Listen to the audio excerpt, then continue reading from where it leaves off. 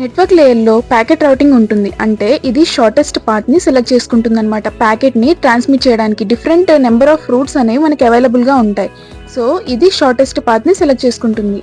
Sender receiver యొక్క IP address ఉంటుంది కదా, అది నెట్వర్క్ లేయర్ ఏం చేస్తుందంటే హెడర్ లో ప్లేస్ చేస్తుంది అనమాట.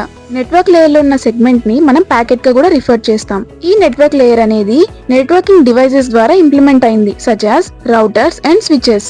ఆఫ్ నెట్వర్క్ లేయర్ వచ్చేసి రూటింగ్. అంటే నెట్వర్క్ లేయర్ ప్రోటోకాల్ ఏం డిటర్మైన్ చేస్తాయంటే ఏ రూట్ సూటబుల్ గా ఉంది సోర్స్ టు డెస్టినేషన్, ఆ ఫంక్షన్ ని మనం రూటింగ్ అంటాం. నెక్స్ట్ ఫంక్షన్ వచ్చేసి లాజికల్ అడ్రసింగ్. ఇది ఒక ప్రాసెస్ అన్నమాట. ఇది నాన్ పర్మనెంట్ అడ్రసెస్ ని నెట్వర్క్ డివైసెస్ కి అసైన్ చేస్తుంది అనమాట. ఈ అడ్రసెస్ అనేవి డిఫైన్ చేస్తాయన్నమాట ఎప్పుడు ఎక్కడ ప్యాకెట్స్ అనేవి సెండ్ అయ్యాయి అని. ఇంకా ఇదనేది రౌటింగ్ ప్యాకెట్స్ కి ఇంపార్టెంట్ అన్నమాట నెట్వర్క్స్ మధ్యలో. సెండర్ రిసీవర్ ఐపీ అడ్రసెస్ అనేవి హెడర్ లో ప్లేస్ చేస్తుంది అనమాట నెట్వర్క్ లేయర్.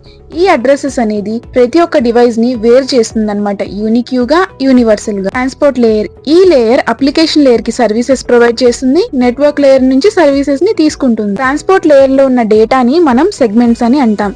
ఇదనేది కంప్లీట్ గా end to end delivery of complete message ఉంటుంది కదా, దానికి రెస్పాన్సిబుల్.